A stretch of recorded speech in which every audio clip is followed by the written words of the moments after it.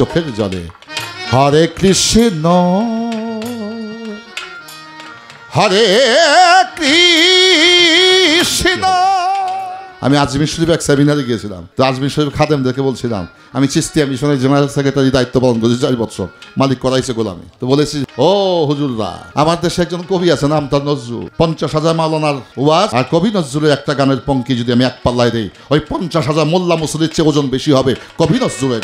এত বড় একজন, অনেক লক্ষ লক্ষ লোক মারা গেছে, কিন্তু আল্লাহ ওই মহিলাকে নেয় নাই।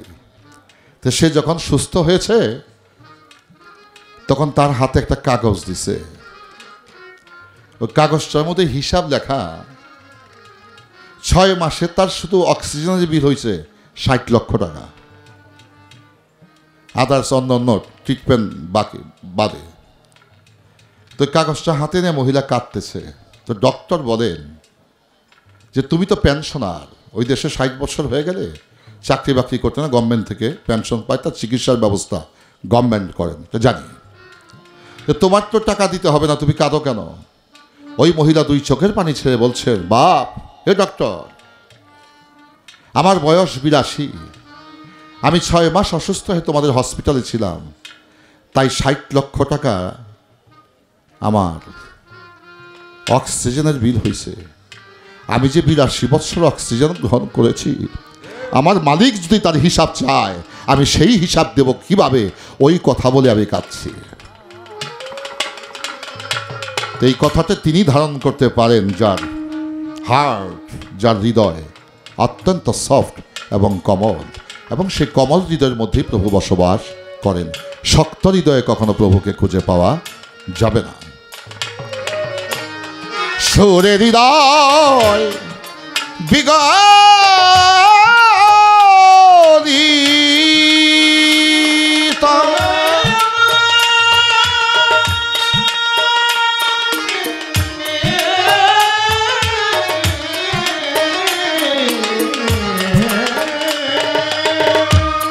সুরে হৃদয় বিগলিত হয়ে তোমার দয়াল অনুগত,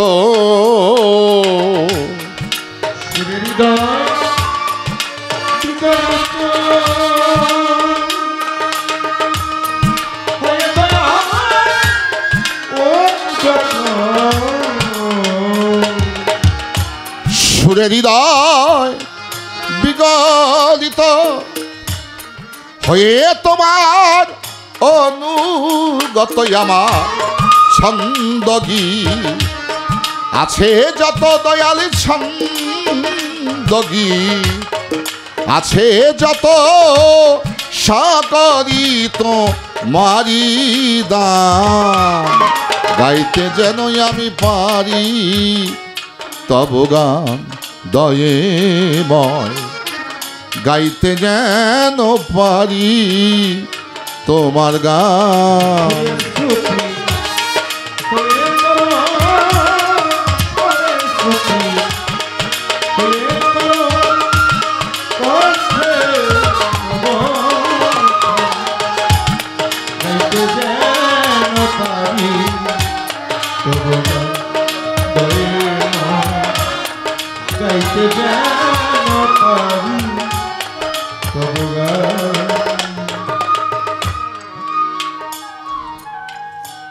দু একটি কথা বলার অভিপ্রায় ব্যক্ত করি, আপনার কি আমাকে সুযোগ দেবেন? গান তো সারা জীবন শুনলেন, গান সারা জীবন, 47 বছর পার করলাম গানের বয়স, আমার বয়স আমি বাকি রাখলাম। গানের জীবনেই 47টি বছর চলে গেছে। আল্লাহ পৃথিবীর 64টা রাষ্ট্র আল্লাহ আমাদের নিছে, বিভিন্ন সমিতি, সেমিনারে, বিভিন্ন আন্তর্জাতিক অনুষ্ঠানে।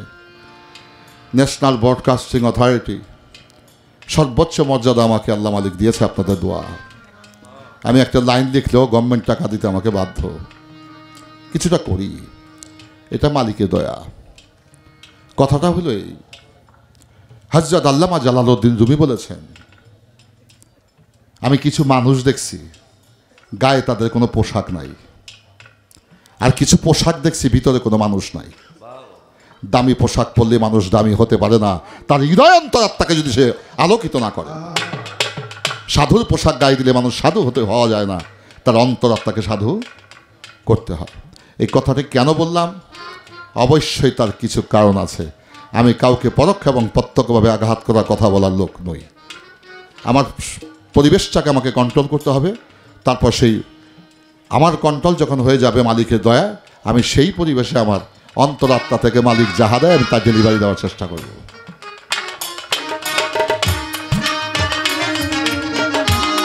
রানে বনে তীর্থস্থানে মুখরিত দয়াল সে তোমারি গানে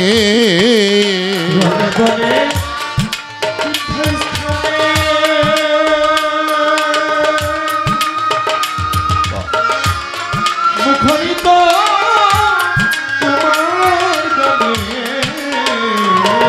বাহ, বসেনি তো সুন্দর বসে যাচ্ছে। বলার আগে যে কাজ করে সে তো উত্তম মানুষ, বলার পরে যে করে না সে অধম, বলার পরে যে করে সে মধ্যম, আর না বললেই যে কাজটা করে সে হইল উত্তম। আপনার সব মানুষ উত্তম, উত্তমের মাঝে আমি একজন শুধু নরাধম। বাহ, জয় গুরু। রণে বনে তীর্থস্থানে মুখরিত তোমার গানে। গান শুধু গাওয়ার বিষয় নয়, গান গবেষণা করার বিষয়। গান গবেষণা করার বিষয়, গান শুধু গাওয়ার বিষয় নয়। আমার যুবক বন্ধু ভাইরা বাবারা এসেছেন, আমি তাদের মূল্যবান কথা শুনলাম, ভাষা প্রয়োগ শুনলাম। আমার আশীর্বাদ ভালোবাসা রইল, ভবিষ্যতে তারা তাদের লক্ষ্যস্থানে উপনীত হতে পারবেন আমার বিশ্বাস। যা হোক, রণে বনে তীর্থস্থানে, রণ মানে যুদ্ধ, ইংরেজিতে বলে ওয়ার, সংস্কৃতি ভাষায় বলে রণ, বাংলায় হলো যুদ্ধ। ওয়ার, যুদ্ধ, রণ একই ভাষা, একই কথা। এই রণের যুদ্ধের একটি গান আছে। বাংলাদেশের সেনাবাহিনী যখন যুদ্ধ করে বা যুদ্ধকালীন সময় তাদের রণসঙ্গীত রচয়িতা হচ্ছেন জাতীয় কবি, ভাবের কবি, সুফি কবি কাজী নজরুল। গানটা কি বলেছেন?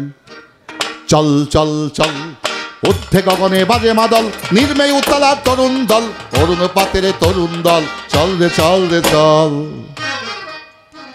কোন দিকে ফেলে দেবেন নজরুলকে? 50,000 পীর মৌলবী একদিকে, আর নজরুলের একটা গান এক পাল্লা রাখলে ওই একটা গানের ওজন বেশি হবে।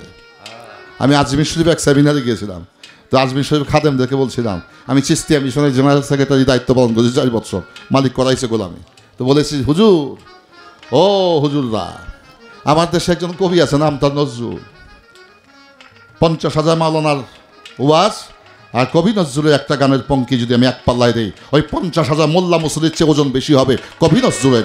এত বড় একজন ফিলোসফার, এত বড় একজন দার্শনিক ছিলেন। আমরা নিজের সম্পদকে নিজে মূল্যায়ন করতে পারলাম না। আপনাকে আমার কথায় বেজার হচ্ছে নাকি? আসরটাকে আমাকে কন্ট্রোল করতে হবে। মানুষ গান বাজনা আমরা করবো সারা জীবন, কিন্তু মানুষকে, ঘুমন্ত মানুষকে জাগৃত করার দায়িত্ব প্রভু আমাকে দিয়েছে। আমি যদি জাগৃত করতে ব্যর্থ হই, আমার এই মানব জন্ম পোস্টপন্ড হয়ে যাবে, আমার মিশন ব্যর্থ হয়ে যাবে। এবার হিন্দু লোক যখন মারা যায়, রণ গেল, মরণেও গান। জীবন থাকলে গান গায়, জীবন থাকলে গান শোনে, জীবনে গান, মরণে গান। মরণে গান কিভাবে? সনাতন ধর্ম অবলম্বনকারী যারা, যদি কেউ মারা যায় তখন তাকে শ্মশানে দাহ করতে নিয়ে যায়, তখন ঢোল খোল বাজিয়ে বলে চোখের জলে, হরে কৃষ্ণ হরে কৃষ্ণ হরে রাম হরে রাম হরে হরে। গাইনি গানটা।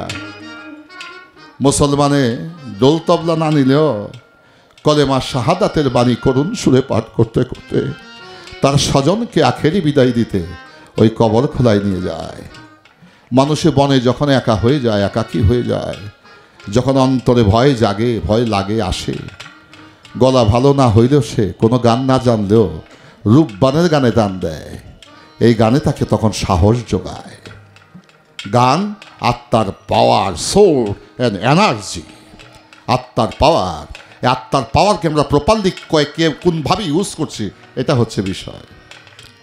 আমরা যারা গান শুনছি, যারা গান করছি, তারা কে কোনভাবে শুনছি, কে কোনভাবে করছি, এটা কিন্তু একদিন হিসাব হবে বাজান। আমার মালিক আছে না, আমার মালিকের কাছে জবাবদিহি করতে হবে।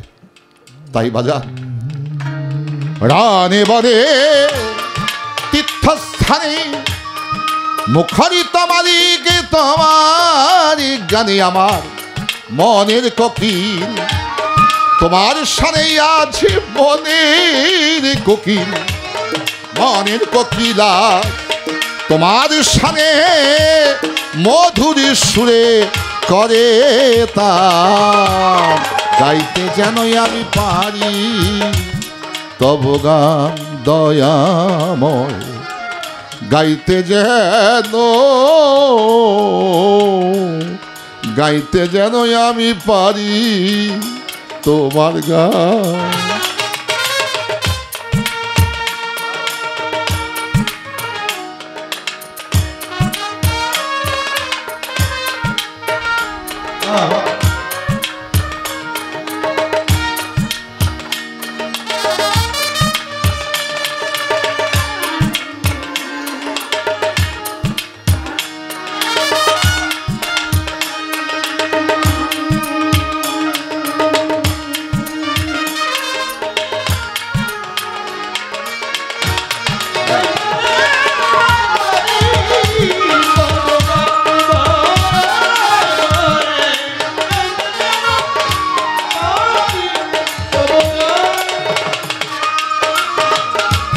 অপরম হিমাযত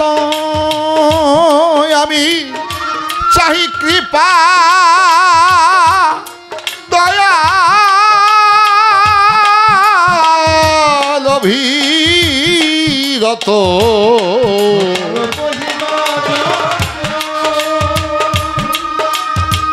চাহি কৃপায় অভিরত, দয়াল হয়ে আমি অবনত হয়ে মাদি অবনত চাই প্রেমারি ফিদেওয়ান, গাইতে যেন পারি তব গান দয়েময়, গাইতে যেন পারি তব গান।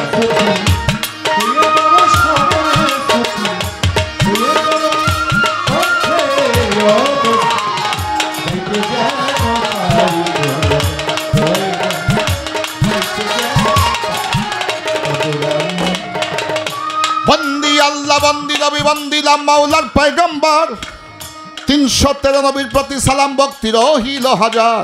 বন্দি আল্লাহ, বন্দি নবী, বন্দিলাম মাওলা।